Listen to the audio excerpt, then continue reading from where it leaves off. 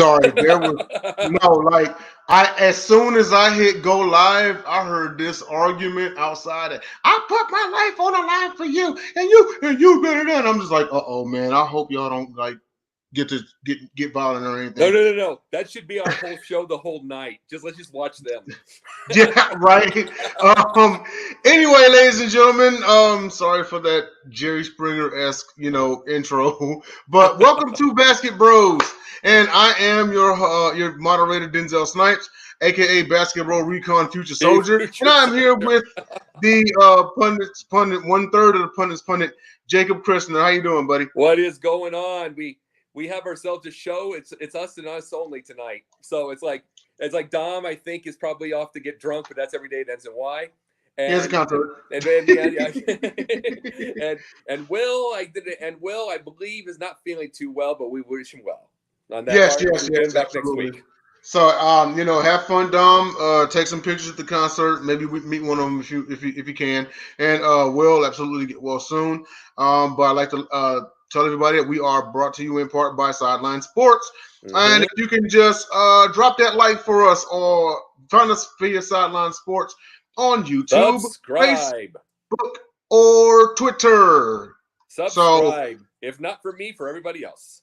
For everyone else, absolutely. So let's go ahead and get it started. And we will start off with our BasketBros legend, Reggie Miller. And I'm actually intrigued about this because we're going to touch upon him later on. But Reggie Miller, so he played at the University of California, Los Angeles, UCLA. He was the 11th picked overall in the 1987 draft, played his entire 18-year career with the Indiana Pacers. He's a 5-time NBA All-Star, a 3-time All-NBA third team. He's a 1994 member of the 50-40-90 Club. He's, of course, on the NBA 75th anniversary team. Indiana Pacers number 31 retired. In college, he was a third-team All-American in 1986, a 2-time first-team All-Pac-10. He was in a National Invitational Tournament, NIT MVP in 1985. UCLA Bruins number 31 retired. He was USA Basketball Male Athlete of the Year. He also won gold in men's basketball in the 1996 Summer Games. FIBA World Championship, he won 1994, men's basketball. He won gold in FIBA. And for his career, he averaged 18.2 points per game, 3.0 rebounds per game, and 3.0 assists. Of course, he is in the Basketball Hall of Fame as a player. Of course, he has an older sister, Cheryl Miller, who was a prominent basketball player as well. Reggie Miller, and, to our younger generation out there that revere the Steph Currys, let me tell you something. Before Steph Curry was this guy. Yeah. Before Steph Curry was this guy in shooting. It was like, nowadays it's like, I want to shoot like Curry. That's cool. And that's great because that's what that generation is witnessing right now is Steph Curry. We witnessed the Reggie Millers, the Dale Currys, his dad. We witnessed the Larry Birds. You know what I mean? So, absolutely. Reggie Miller was that guy. And, Jacob, talk to me a little bit about Reggie Miller and your memories about him. Well, let me tell you this.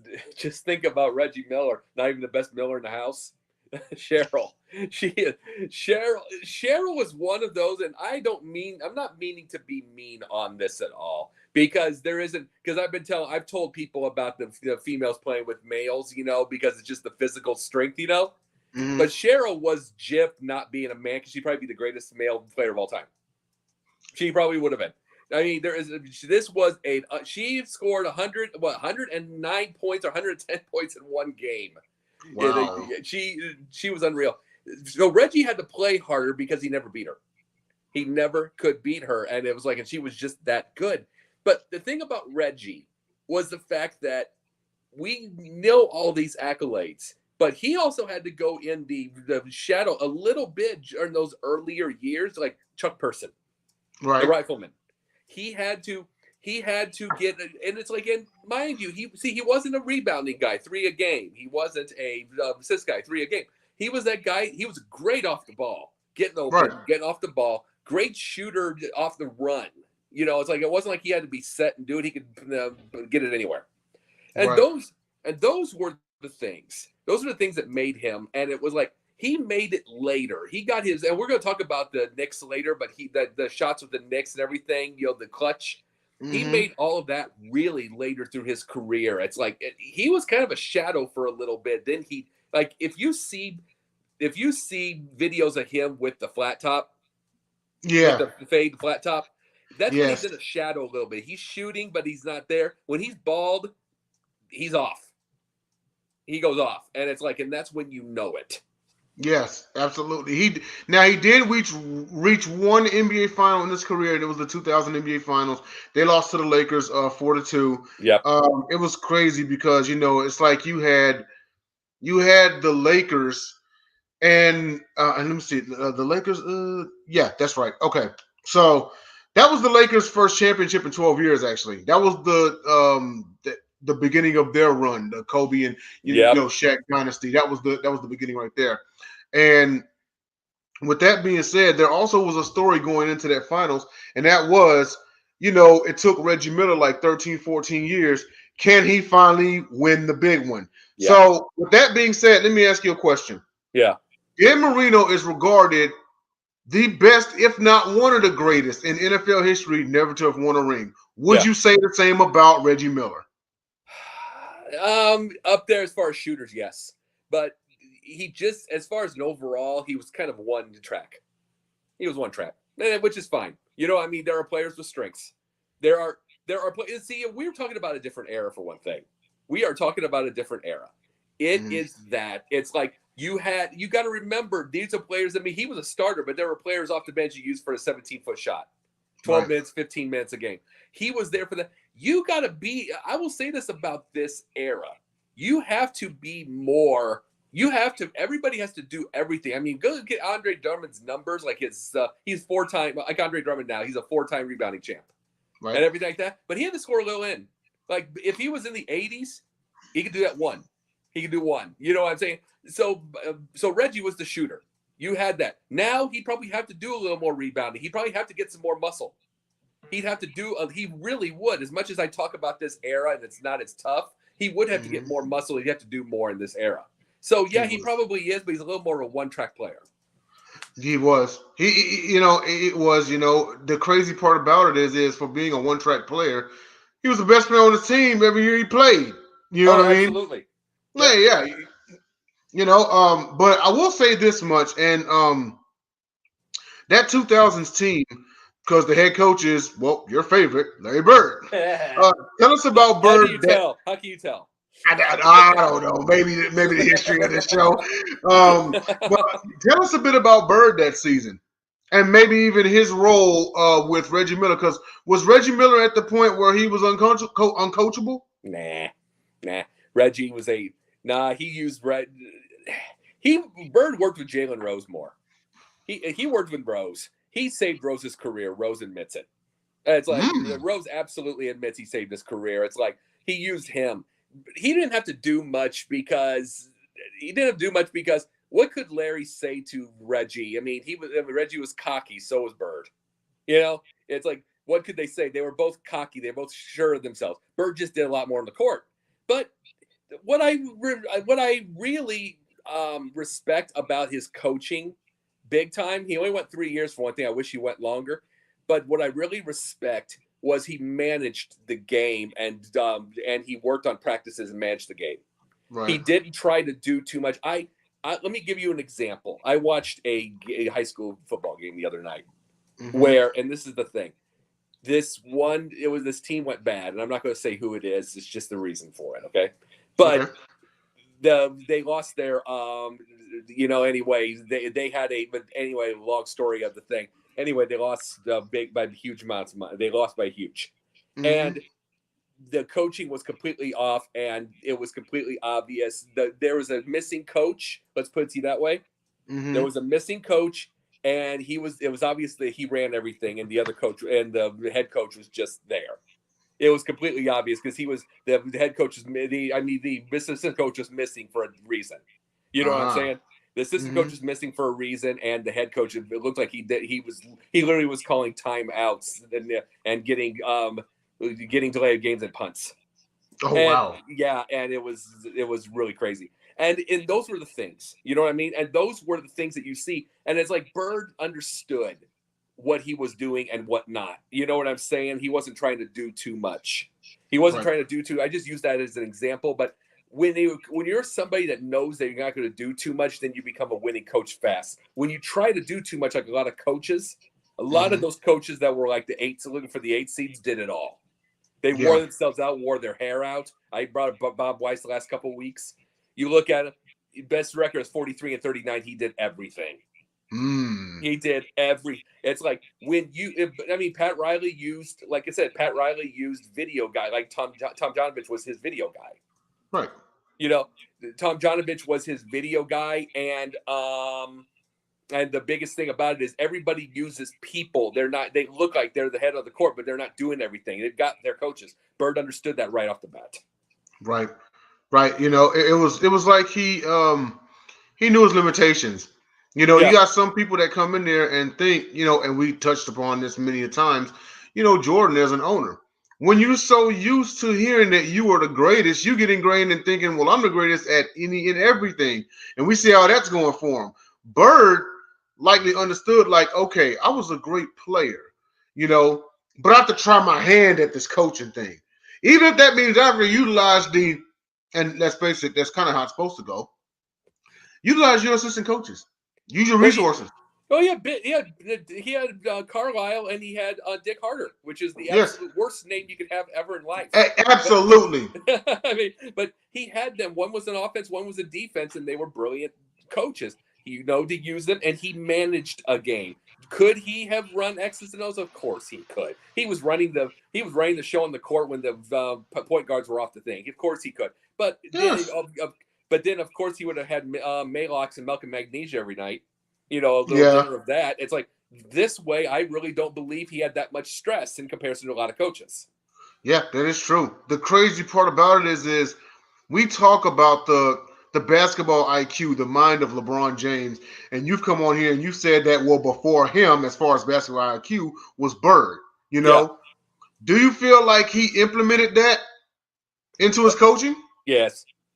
That's why I said you can manage it. You can manage the game. It's like when you're managing a game, you can do this. I mean, there was Phil Jackson also. You can do the. I mean, remember he had Tex Winter. You can do this. You can watch, and then you could be like, Travis. Hey, Travis Best. Mm-hmm. You know, over there. You know, it's like move off a little bit. It's like you know, you could do little things like that. You know, you could just say the littlest things that you can. Where do you put your footwork? You can't do that when you're doing X's and O's. You can't do that when you're running every little detail. You know what I'm saying? You really, I mean, you notice all those other coaches, all the mediocre to decent coaches screaming a lot. They're running every aspect of everything. And like I said, I call it the Malcolm Magnesia dinner. You know, the stomach problems, all that, the stress. You don't, truly believe there's a way you can go through coaching and not stress yourself to death. It's that. You know, use your people. You talk to each other, get all that. And most of all, if I was coaching, and I will say this, I'll give this part. If I was coaching, say high school, the thing I want to teach them is I want to teach the kids to make their decisions on the field or on the court.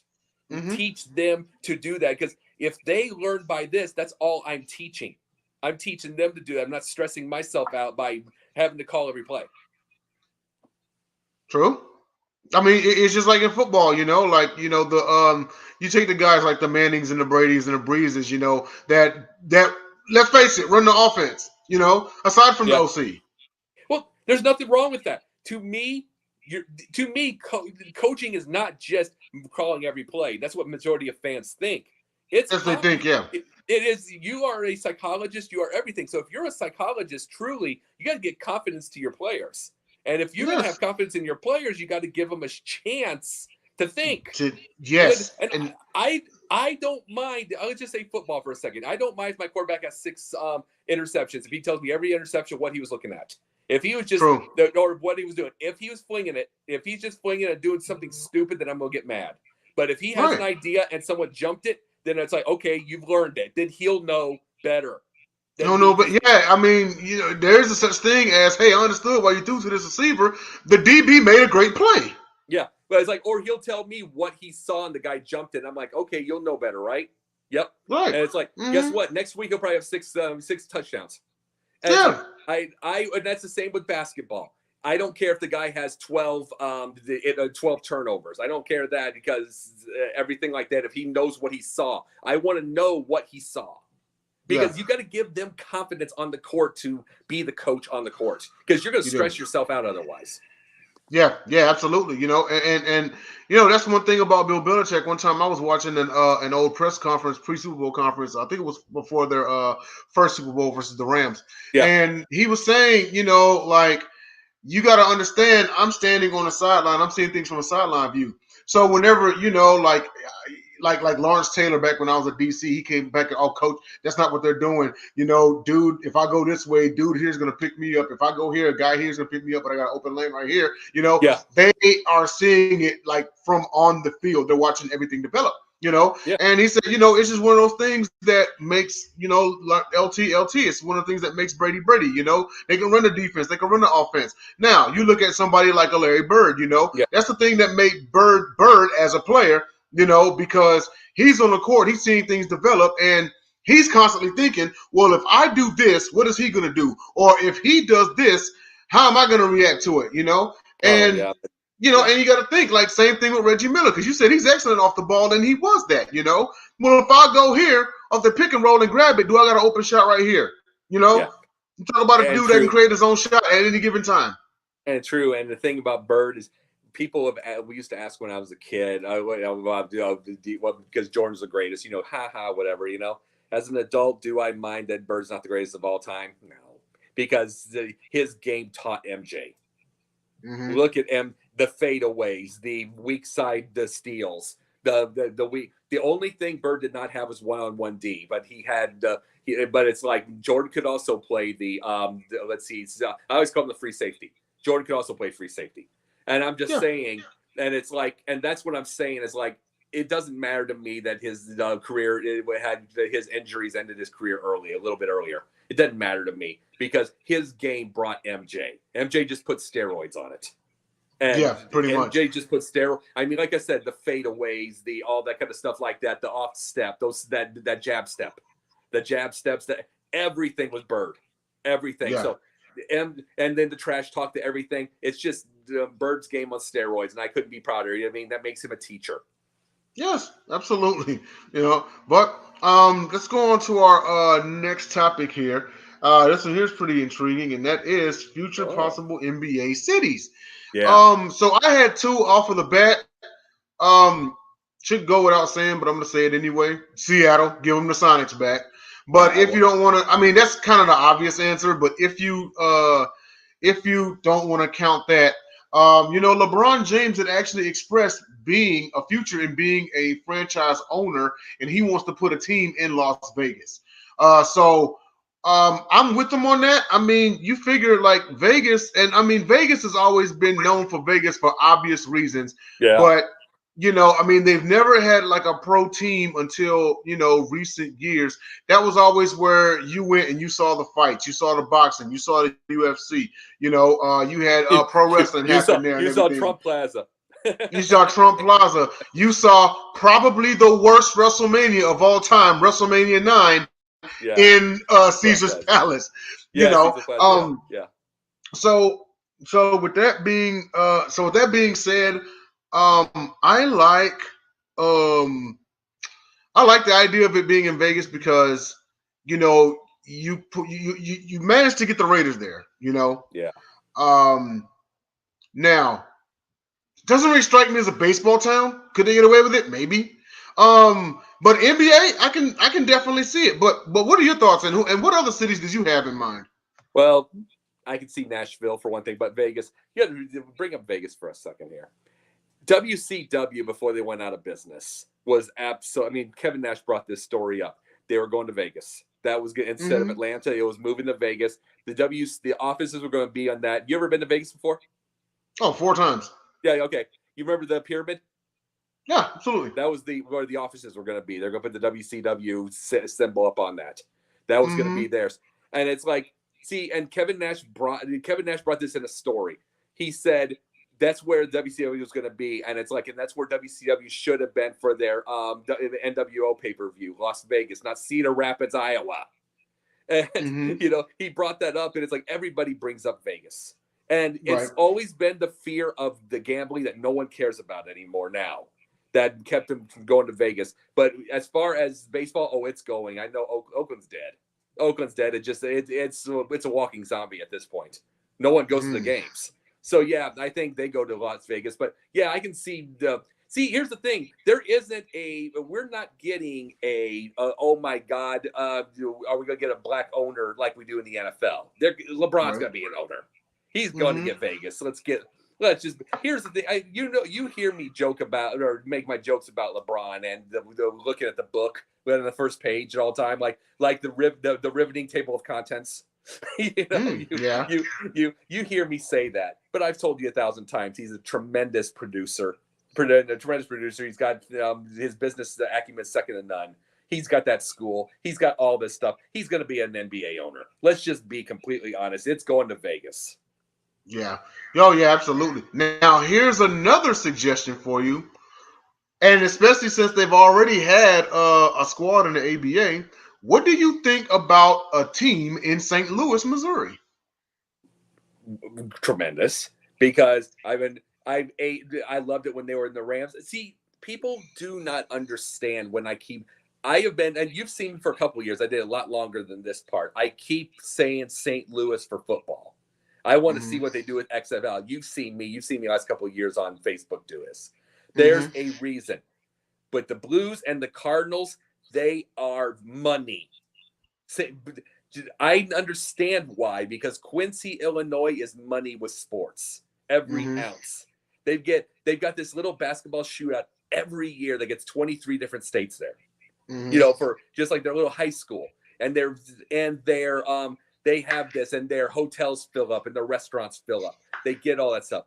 Quincy does that, and Quincy's a stagnant town. St. Louis is getting stagnant, but their sports, money. And I am telling you this: the Rams were money when they were good. You get them back there, they will be money, and they will be money in basketball too. St. Louis, just like I said, that Midwestern town, everything, absolutely. I have always thought St. Louis. I am a Cubs fan, but I've always said St. Louis is a great sports town. Now, the only hump that they would have to get over is, and I've served with people from St. Louis. St. Louis diverted to being Bulls fans, so that would kind of have to be the only hump that you would cross. Now, here's another suggestion to you. Seeing as they once had a team, they had the Kings. What about a team back in Kansas City? Possibly, but I like Nashville better. It's like Nashville because a second Tennessee team. Yeah. I like Nashville, and it's because it's like it is becoming like, for instance, Knoxville and Nashville and all of them. I look at acting. I look at these little things all the time, trying to find acting jobs. You know what I mean? I look at these all the time. Knoxville is monstrous on those true crime. Those true crime television shows. They've got a billion of those around. They have nothing but money on those. Nashville is becoming like Atlanta as far as making movies. Everything is becoming. It's not just music anymore. Nashville you can get a second Tennessee team. And considering the fact that the Volunteers absolutely suck, and they have this, and they suck because of the boosters and the fans calling out, getting rid of Fulmer, and they're getting what they deserve. Guess what? This is a time for Nashville, and you don't need to have Vanderbilt as your only team anymore anyway. As far as that is true. It isn't your only team, but you get my point. Yeah, absolutely. Another one. What about? And they already have the Orioles. They already have the Ravens. What about putting a team back in Baltimore? That would be interesting. That, to me, the only way you get that is if the thing is, it's never going to be the Baltimore Bullets. We already know that part. But and before you continue, that would be, in my opinion, the only hump, because they originated as the Baltimore Bullets, and then they moved up road to D.C. And if you've ever been out there, they're only like 30 minutes apart. Yeah. So people in Baltimore, they're kind of resigned to being like, Wizards fans, So, but I mean, what do you think about putting a team back there? Not possibly, but I want to change the name. Baltimore Wizards sounds kind of like a minor league baseball team. It It does. sounds the Baltimore Wizards or some the intercollegiate team. It just doesn't sound right. So I could see them moving out of Washington, going to Baltimore, but you need a new name. And it's Yeah, like, yeah, absolutely. and personally, I just wish they bring the Bullets back because we got to quit getting insulted by everything. It's like, oh my God, we're insulted. It's like we got to quit that. It's a name. Let's get it going, and people still remember the Bullets. Yeah, yeah, absolutely. Which ones did you have in mind as future possible Well, cities? Nashville, I love what you said with St. Louis because St. Louis, if I was to wake up one morning with like $4 billion in my bank account, yeah, I wish. If I was to wake up with $4 billion in my bank account and I wanted to go get some money, people, I'm gonna say this. Like, if I was to get the football team, I'd bring St. Louis back without a question. I'd be working on it like Walter Payton did back in '87 or '88. True. I'd be doing that too. So, as far as a basketball, absolutely. St. Louis is a sports mecca. I am sorry, Yes. it is. No, it is. You're right. Yeah, Cardinals, the Cardinals, the Blues, they get it alone. Guess what? Basketball would be big. Football. Yes. I'm sorry. Football would be. I'm not okay. Sorry, not sorry. Football would be big there again. I come from 2 hours south of St. Louis. Okay, the Quincy, Illinois. Yeah, you said you were closer to St. Louis than Chicago. Chicago. Yeah, I come from that. Even though I'm a Cubs and a Bears fan, I come from that. I see that Midwestern thing. It is sports. It is money. And St. Louis, and that is the thing right there. If you brought a football or a basketball team back, I guarantee you the economy would go up. Yes, absolutely it would. And I mean we've seen in our era we've seen literally 2 football teams come and go in the city of St. Louis. Like and I mean let's face it, they would still have the Rams if the NFL didn't come down and say we want a team in Los Angeles. Well, and let me I mean, tell I you feel this, like I will never forgive Kroenke for that. I really won't. And it's like, I really won't. That was just, I won't forgive him or his toupee. That was just absolutely ridiculous. It is awful. And it's awful. And it was like, and the thing is, he never got any real punishment other than some money. He really didn't. And it's like, St. Louis to me is even, guess what? I'm not going to bring another team to Chicago. I'm a Bears fan forever. I'm not bringing that. To me, St. Louis is that thing to help bring that city back. Yeah. Yeah, it is. Yeah. Now, here's another. Oh, go ahead. Go ahead. I'm sorry. Go ahead. I'm sorry. Now, what do you think of a third team in Florida? Maybe Tampa Bay. Now, think about that for a second, because you got the Rays, then you've got, the Bucks won us a recent Super Bowl. The Lightning have been winning. I mean, they've gotten the name Tampa Bay for a reason. What do you think about a basketball team out there? Well, here's the issue. What I say. I think about Miami, and Miami's going to probably be a cool as hell football team this year. They've got some players. They got the coach. They're going to be cool to watch again. The Dolphins will. The Heat are cool with their jerseys and everything like that. And it's Pat Riley, who's cool. Mm-hmm.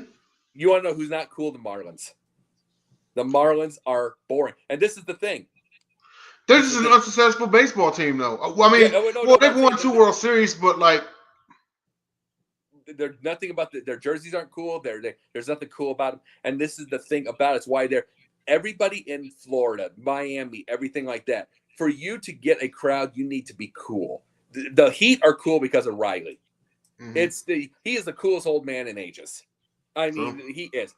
It's all of this, and it's like to make it in there in Florida, you absolutely positively need. I mean, especially like Miami or whatever, you need to be cool. Tampa is not cool. They're not. They have the worst stadium in the baseball. Since we're on the topic of Miami teams, then what about the Florida Panthers? Do they qualify as cool? Yeah, I felt like they did when they were throwing rats on the on the ice. But the biggest, to me, I don't mind getting one in Tampa, but to me, Tampa would have to be sort of like the 2022 version of the Miami Tropics from the ABA, they would need to have some cool ideas to get the people in there. Remember, they had the bikini ball girls. You can't really do that anymore, to be truthful. Yeah. But can't really do that anymore. But what I was, and it's like, and I'm not saying it because of personally to me, I'm not saying it because of, oh my God, someone's going to be offended. I don't do that kind of crap.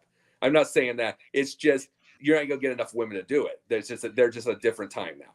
But the biggest thing is you need a gimmick. When you go into Miami, you go into Tampa, you go into those places, you're going to need a gimmick to be able to keep them there at a certain time, and I feel like Tampa is going to be in trouble if they don't, because if they don't win, they have the worst stadium in baseball. So it's like bringing a team in Florida again, bringing it stuff like that. You really need a good gimmick, a good cool gimmick. Remember, it's Tampa, it's Miami, it's those places. It's been that way since Miami Vice. Yeah, it has been that way since Miami Vice. Remember the very first thing with Miami Vice, and he's in those suits and in a car. That people still watch that today. Oh yeah, Don Johnson and Philip Michael Thomas, absolutely. Yeah, they still believe, even though it's 40 years coming up, they still believe that that's Miami, even though it's such a different area. It's still got that cool. So, it does, and and before you continue, in allusion to the Miami Heat, and I may be alone on this one, but their alternate jerseys where it says Miami in cursive and it's got the pink with the light blue and all that. Yeah. That should be their permanent jerseys. That should be their permanent colors. I hate it. I'll be honest. I will be honest. There's two things I absolutely hated in sports at first, and not until I got it. I'll admit it. I hated the Nickelodeon, the Bears and Saints game in the playoffs. Hated it with an absolute passion. Till I had a friend of mine teach me that kids are not watching sports the same way as we did. Like 52% of the kids. And then I realized and I understand now. So I appreciate that's the way to bring them in. It was brilliant. Yeah.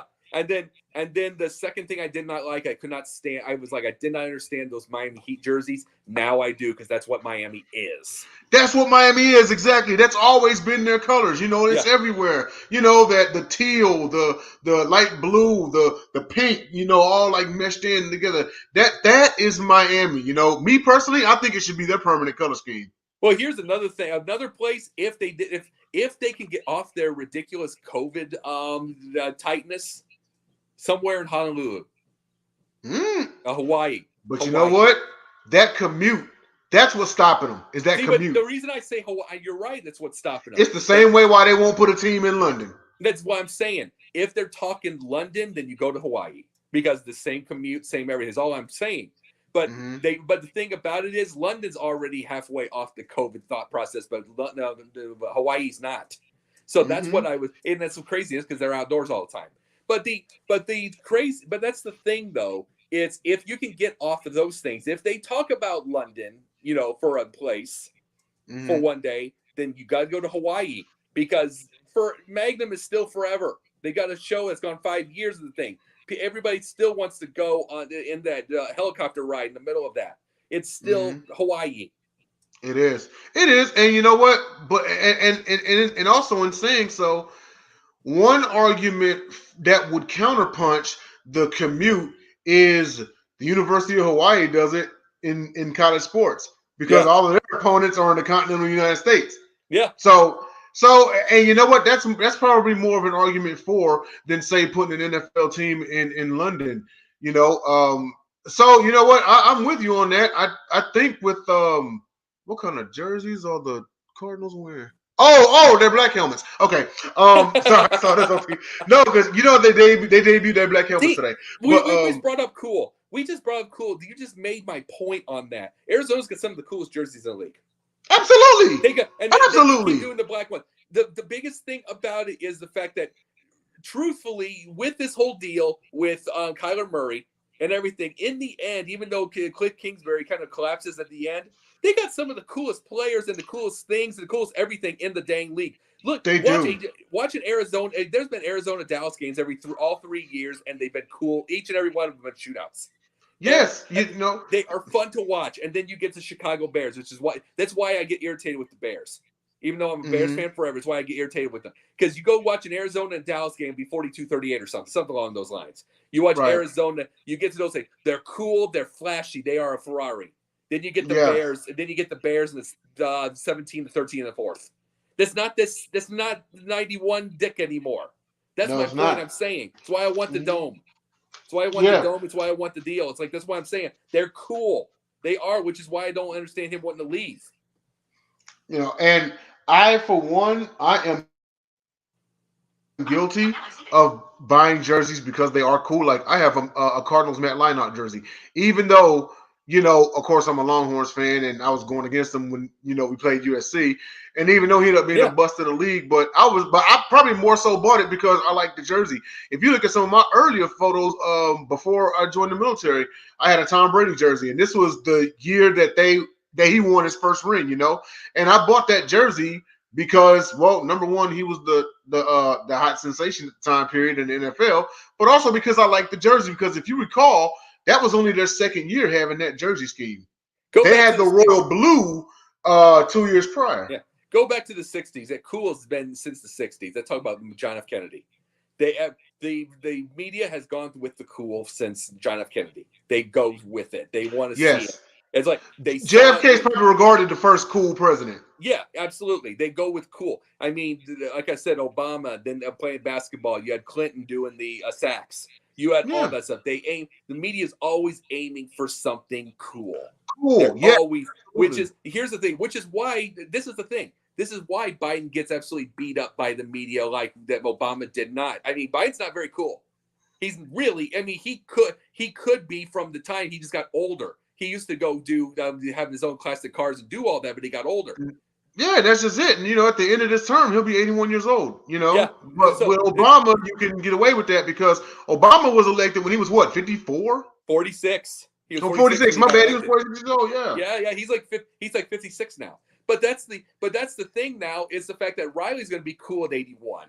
But it's like sometimes, but you don't know what the health is. But that's the thing. I think that I absolutely believe that is why the last two, and I'm going to say Trump too, is like why because there's a certain level of thought of cool with those guys. But it's like the media wants something cool. They always do. They gave Clinton a lot more. They gave Clinton a lot more rope because the saxophone, the women, all that. It's just what it is. It's what the media does. Do I get mad at the media? Yeah, I my war on the media and the fans. You know that war I give them. But it's just true. Let's just get the honest truth. They want cool. Cool gives them money. Cool gives them ratings. Cool gives them money, ratings, and more viewership. We spent a ton on this topic, but we'll go ahead and just real briefly say that we are sponsored by the Score No Score app. Go download it on the Google Play or the Apple App Store. It's gambling for dummies. You can actually bet on a play, not just the whole game. You get a set amount of coins. If you like it, you can also purchase more coins. That will be with your own money. But it's great. You can bet on a play. As of right now, they have football and basketball. I'm going to assume they're going to add basketball and other sports later on, but it's an awesome app. Download Score No Score on Google Play and Apple App Store. And our next topic is James Dolan as owner of the Knicks. We're going to spin real quick on this one. Probably out of anybody he's probably regarded as the worst owner in the NBA. I won't say in sports because as far as owners in sports, there are some others that make him look preschool. But your thoughts on James Dolan as an owner? Now, I know you're going to say he's going to say he need to sell the team. Reasoning behind that? Well, here's the thing. I'm going to bring this part up about Dolan. This is one that you've heard. One of my biggest attacks on fans is that they never think anywhere past their nose. About their everything all the time. 85% of them, you're right. Yeah, 95. But the thing is, they don't. But this is the thing about it is when you say things like get a new owner, get a new this, get a new that, and they were saying that during those times when they were losing those playoff games. So they're doing all stuff. But you have to ask Knicks fans questions. How many times are you watching old school Chicago Bulls, New York Knicks playoff games? For the good old days when the Madison Square Garden was rocking. Yeah. And all that stuff. And guess what? In the years when Boston beat them, just one game in the it would be maybe one game somewhere in the 80s somewhere with at Madison Square Garden, even if they got them in Boston Garden. You get that? And then Michael Jordan getting them that one time each year in Madison Square Garden and ending him. And Reggie Miller doing it. And guess what? It's going all the way now to who in Atlanta? You get my point? Yeah, true. That's Yeah, true. Trae Young, and it's Trae going Young. to him. This has been near 40 years going on that this keeps happening. But you got to ask the fans this: what would you rather have, being that close or never there? You're not close at all. And you have to ask that. It's like when you ask for new ownership, you get what you pay for, and then you get Dolan. And you get Dolan, and then things just go. I mean, just collapse into oblivion. And This it's is like, what happens when you take the cost-effective route. When you have the money to, and I mean, because you can't just purchase owners, I get it. You know what I mean? But you see where I'm coming from, where I say, I mean, you could go to the mall and you could go and get that Dolce Gabbana for your wife, or you can go to like the thrift shop and get a knockoff that's already falling apart when you pick it up, and you can say, "Hey, babe, it's a purse." yeah, yeah. Yeah. Well, you know something though, that's the thing with the Knicks. What do you take when you get? It's like there will be people that the Yankees booing Hal Steinbrenner. Oh, shut up! You're going to be fine in September. Hush. But that's and I wanted to get my little knock on the Yankees fans on that. Yes, I'll go after New York fans too. And it's like hush. But this is my point on something. When you're and yes, they wanted new ownership then also, and then you got Dolan. And let's just be completely honest. You had this, and then you had all of this. You're this close, and then as a number 8 seed, you get yourself into a final. You get two finals before on the thing. You get my point? You get those. Maybe you missed them, but that's my thing about all this. You miss them, but ever since Dolan, you literally have you have 2004 where you got the biggest beating in the history of the playoffs by the Nets. And then Atlanta just torched you within the last year. They just absolutely torched you. And those were your two playoffs. And yet you were the ones that kept saying, get a new owner, get a new owner. Well, you got your new owner, quote unquote. Yeah. You got your new owner, and this is what happened. This is why. These are the things of why I say. See, it's one thing with the Bears when I bring up my Bears. Yeah, the McCaskets. I call them the McCaskets. They're old. They're old. And it's like it's one thing. It's one thing with them, but they've owned it forever. She's 100 years old. Time to get the thing. It's one deal. But it's another when you're asking for it when you're around all the time. You're around all the time, and you're around the thing. You could get lucky and get that final, like that thing. You can get it. Then you've got yours, and guess what? It's there. This is what happens with New York fans. They always overreact, and then you've got this. And then he became the worst owner. And the crazy part about that is the Knicks, because they made the playoffs 2 years ago, right? And you mentioned it, Trae ended them. You know what I mean? Yeah. This actually is bad if you're a Knicks fan, because on one end of the spectrum, hey, your team finally made the playoffs in how long? But on the other end of the spectrum, now it justifies Dolan staying. See, we got to the playoffs. That's what you wanted. This is all of what it's like. That's what I can't stand with when you go to this. It's like I said with the Yankees fans, you're 8 in front of anybody, and you're going to get 100 wins before the end of the year anyway. But oh my God, you're getting on your Zoom or your TikTok and screaming and putting ball bats into your door, and you're doing all this stuff because you had a little bit of a losing streak. Shut up, and then you get. And then you were yelling for new ownership when the Knicks were this close all the time. Yeah, they had all those years where they just felt, they lose that one game in Madison Square Garden, but they were there. They were there, just swiped it out a little bit. You had Charles Smith missing that shot. You had Patrick Hughes missing that easy layup. You had those, but guess what? They were there. What do you want? Do you want to be there again? Or would you like to be there again to go back? Because all I see is a bunch of people watching New York Knicks games from '92. It's like, do you want to be there again, or do you want to, do what you have right now, which is the worst franchise in sports? And you got to think, and they don't think. They don't. It also is. It's kind of like Cowboys fans whenever they win a division.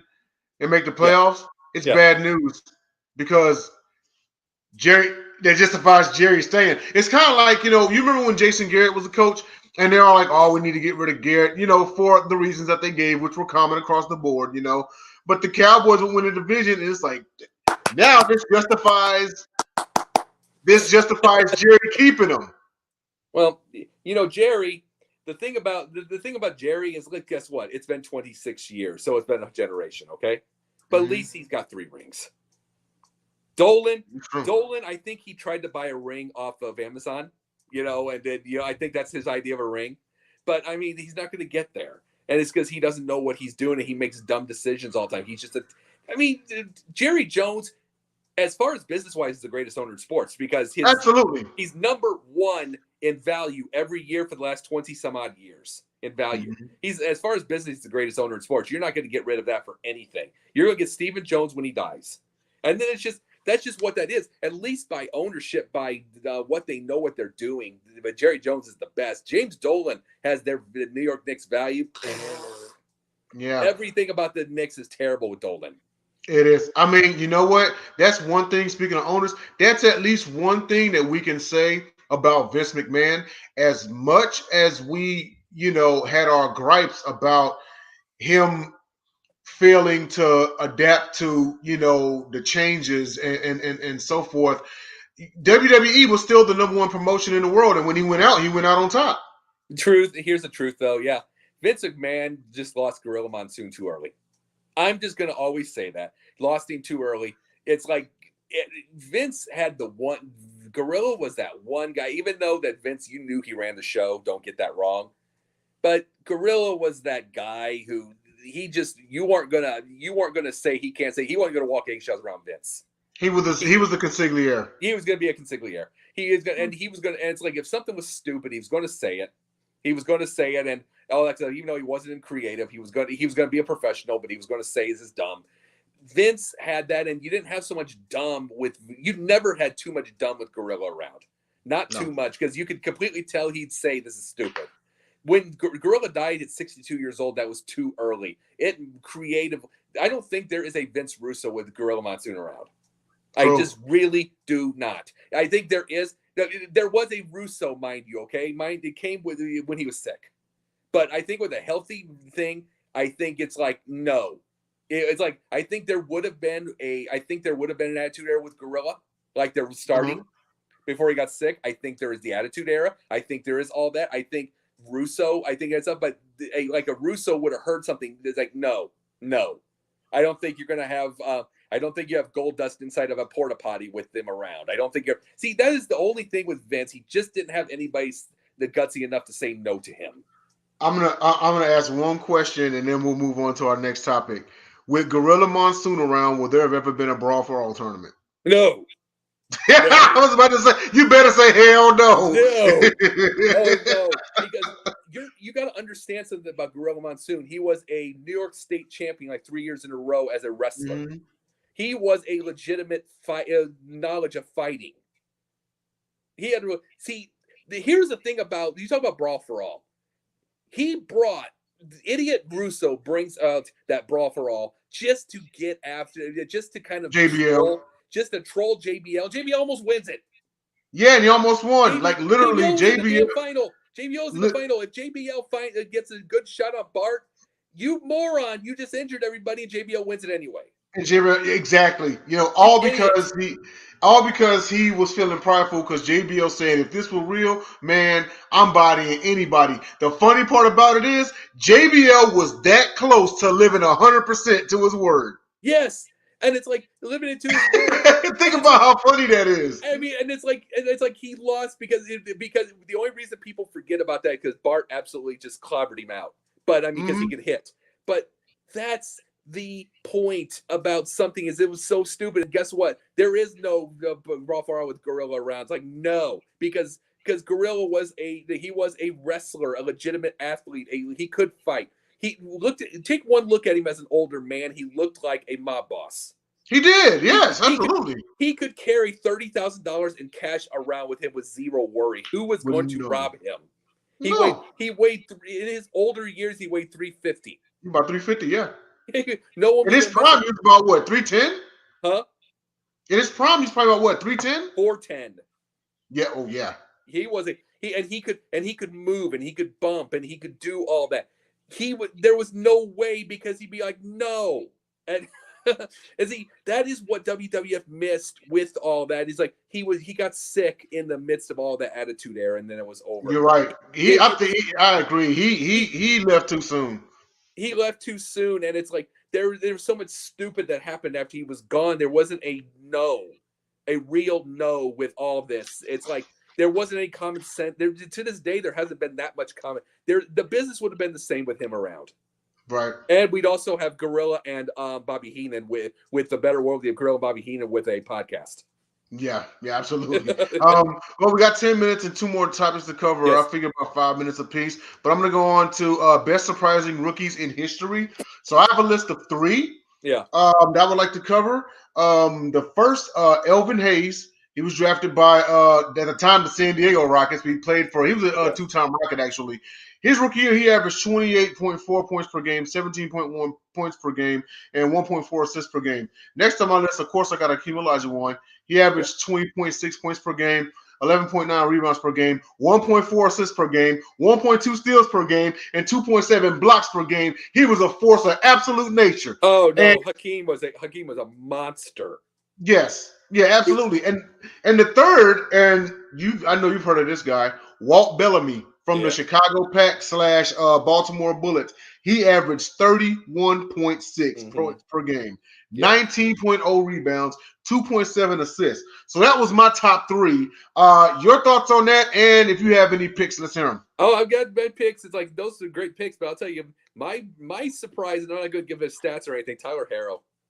Oh, nice. I'm going to go Tyler Harrow because to me, he looks like that guy that wants to be somebody else. He wants to have a cool of somebody else. He wants to have the swagger of somebody else. Mm-hmm. But here's what's funny: he can show it. He can show it off, and it's like he looks like a 2022 version of White Men Can't Jump, and it's like you use him as a ringer. He's Billy Doyle. And you bring him to Rucker, and he torches you. And that's what Tyler Harrow looks like. But I can say also the shocks, got to be Bird. And I'm telling you, because he by himself, 32 plus 32 is all-time leading. It's the all-time plus 32 it was 29 wins to 62. No, 61. Yeah. I mean, that is the greatest of all time, and no one saw it coming that fast. True. And if you truly want to, if you want to go from the time, Pete Maravich. It's like Pete Maravich was 44 points a game in college, so people knew that part. But there is always a thing between college and pros. Always a thing between college and pros. Could they play? And he was doing the same stuff there. He was doing the same stuff, and he was all that. And then it became even more surprising after they found out about his health problems. And he had that heart and everything. Then all that kind of stuff that he was able to do all that. So, and then it ended in 10 years, which is that's the unfortunate part. But no, there are names all the time. It's like you could say MJ because he wasn't even the best player in North Carolina. That would be worthy. He'd be worthy. He wasn't even the best in North Carolina. It's like people can say it now, but he wasn't the best in North Carolina. They only say that because of what Jordan turned out to be in the pros. But it's like, no, you have to look at him in college. The best player on that team was James Worthy. Well, he was the number 3. He was the number 3 option, and he was number 3 option in scoring. Yes. Yeah, because Sam Perkins was the other one too. Mm-hmm. So it's like you got, and they said the only person that could stop Michael Jordan from scoring is Dean Smith. So that's true. But no, those are people. No one could have ever seen Michael Jordan absolutely just blow up the way he was because he was a number 3 option on a spread offense, North Carolina. Yeah. Oh, and also they whenever they say, "Oh, well, he was the best player on that team," they base it off the shot that he made in 1982. Yep. I mean, they'll do it off that, but he was again the 3rd option because they also doubled on Worthy. Absolutely, but that's what made that team so dangerous. You know what I mean? People forget it's about Worthy. People forget about Worthy, and this is the thing about this. Worthy was completely. Remember, you saw all his highlights are him dunking. Mm-hmm. or him dunking, or him taking in for the layup, or driving the lane. He could shoot, but it's like that. Showtime did not ask him to. Yeah. So it's like those are surprises that you could get. Showtime never asked him to. When you go back in college, he could shoot, but it's just like But the thing was, he was in Showtime. This is the thing. It's offenses. It's and it's like I'll tell you a shock that did not work out, and I would have expected it. Was Bo Kimball, and I wish Hank Gathers would have made it. Man, yeah. But yeah, it's like, but he was also on the wrong system too, as the Clippers. But True. Bo Kimball was overshadowed by Hank Gathers, but he was a hell of a player.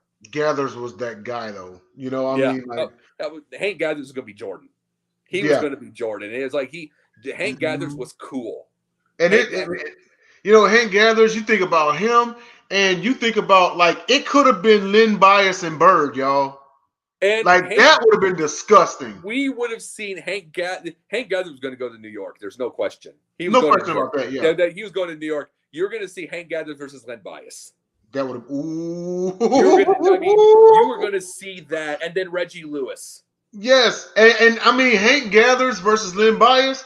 That would have been, another. That would have been another kind of like Hakeem versus Ewing, or even and I always tell people about the '94 finals. Yes, you got Hakeem versus Ewing, but another battle no one talks about was Thorpe versus Oakley. Yep, and it's like. This was the thing. You go back to those. It's the styles of play. This is styles of play. This is where people we have a whole generation that know this game now, and then they'll say, it's all rough and everything. It was harder to score in those times. If you're scoring 26 and getting 11 rebounds a game in those times with that crowded lane, you're a badass. Yes. There's not much to be said. They had let me put it this way. In any era, this is amazing. They had a stat from James Harden, and this is unbelievable in any era, okay? 52 points, 16 rebounds, 17 assists. I'm like, here's the thing. That's amazing in every era. That's video game things. No, there's no question James Harden can dang out play. But here's the deal. It is not much to be saying with rebounds when literally nobody's there. Yeah. Nobody is there. You can get 25 rebounds by yourself. Yeah. And it's like, and no one's there and no one fights rebounds. It's like we're talking about Moses. We talked about Bird and his 10 rebounds. You told me about that earlier tonight. Talking about Bird and his 10 rebounds. He had to fight Moses Malone. He got 10 rebounds a game for a career for 13 years. And you're fighting Moses Malone. That's nuts. And it's like, so that is, and he wasn't even a center. And that's what I'm talking about with the thing. It's a different day, different type. The whole generation knows spread offense, threes. A lot of people watching, but it is what it is now. So we have to see that. Yeah, we do. We're in the final 2 to 3 minutes, so we're going to cover this real quick. Earlier in the show, as you all mentioned, or to those who were just tuning in, our BasketBros legend was Reggie Miller. So now, in connection to that, which I said we would get to it, this is our weekly BasketBros What If, May 1995. What if the choke never happens? Who wins the Knicks-Pacers series? So everyone's familiar with the choke. That was when Reggie Miller scored a quick 8 points down the stretch to come from behind and beat the Knicks, and they went on to win the series. But if that never happens and the Knicks close that game out, who wins the Knicks-Pacers series? Oh, Knicks. See, here's the thing about the Knicks. This is what I talk about with the Knicks all the time with theirs. They have nearly 40 years now with about 5 different stars. About 4 stars now because of Trae Young now. But 4 different stars that just go into Madison Square Garden, embarrass them, and then never get a retribution. Ever. They're just going to walk off and go find something else to do. It just happens there. But this is the thing about the Knicks. When the Knicks finally do finish something, remember, they had finals. They had finals. They had everything. So, yeah, those Knicks teams, you got to realize that's John Starks, that's Patrick Ewing, that's Charles Oakley. Oakley, Rolando Blackman. Charles Oakley, that is, over and over, Charles Smith.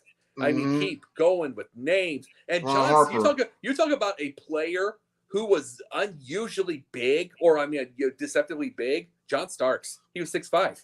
He was. Like, Did you know that Pat Riley said in an interview that his biggest regret about Game 7 of the '94 Finals was that he didn't start Rolando Blackman over John Starks. Yeah, that is so hindsight. That's what fans do, and I hate that Riley did that because John Starks had been clutch a lot of years. He'd been clutch a lot of years. It's like you've got to. The thing is, you've got. I mean, by itself, you've got to go with what. I can see why he would have started him on those times because he had a lot of years where he was the man. Starks really nailed it. I just don't want to hear New York fans talk about, oh, I would have done that. Hindsight, no. John Starks had come through so many times in Madison Square Garden, and in places and on the road and all that kind of stuff. He had done it a lot of years. So okay, he played bad. That's just what it was. It's like it was one game. It is what it is, and it's like you made the mistake. Okay, but guess what? It isn't like John Starks is a crap player. No, not at all. It's like you play what you remember. You play with what you remember. Sometimes it comes through, sometimes it doesn't. So I'm going to say the Knicks absolutely come through out of that series, but because the Knicks' biggest issue was the fact they'd have these biggest losses in the biggest moments in Madison Square Garden and finish it out. They didn't get finished out somewhere else. It always happened. So if they win that game, they're going to win that. They're winning that series. Yeah, absolutely. Well, we are out of time. I'd like to thank anybody who tuned in to BasketBros. We appreciate the views and shout out to Wes Pruitt for the love on our post. Yep. And shout out to Will Vogel. Get well soon. And Dom, hope you're having fun. We will all be seeing you next week. Jacob, let everybody know where we can find you. Well, I am here on BasketBros here. We had fun tonight. We had this right here. Tuesday nights on Confidential with 98,000% of our Sideline Sports crew, if they're sober. Yeah. Thursday nights, Monday nights during the season with NBA Carousel, which we'll see who I'll take this year. And then Thursday nights, a pundit with you and Jen, which we have, and then we're going to be getting some guests pretty soon, another guest pretty soon. So I'll let you know about that. And I'm also working on a movie with TJ Sanson. I am actually doing a horror movie, which anybody that knows me, that is a shock. So it is on IMDb as a deal, The Quickening. It's called The Quickening. So Awesome. They'll be out in 2024. So we'll keep working on it right now. So I'm staying busy. All right, absolutely, yes. And shout out to Scott Morganroth. Had an awesome conversation with him earlier, so he's going to be coming on the show. He expressed dire interest to come in on the Pundit. We're negotiating things right now. Tune in to Confidential this coming Tuesday, where Jacob Christner himself will be on the show. Also, I'm producing, hosted by JB Ellis. We also have Tucker Hayes, Steve Schwander, and Jordan Long. And also, we have a guest coming on the show, and that is... I don't want to mess up her name here. That would be... Oh, man. I feel bad. Candy. Okay. Jen and Candy are going to take the... Jen and Candy are going to take the first segment. They're going to be talking about the Cubs Brewer series. She's a staunch Brewers fan, and they will have a small debate. So, how you like that? 2 Confidentials in one episode. Oh, no. And Sideline Sports, y'all, we're doing everything. We've got a lot going on, and there's, of course, more to come. We've got content all the time. Follow us on YouTube, Facebook, and Twitter. And for Dom, who's MIA temporarily, for Will, who's currently getting better, Jacob Christner, Pundit, and myself, BasketBro Recon. This is BasketBros. We will see you in 7. Thanks for tuning in.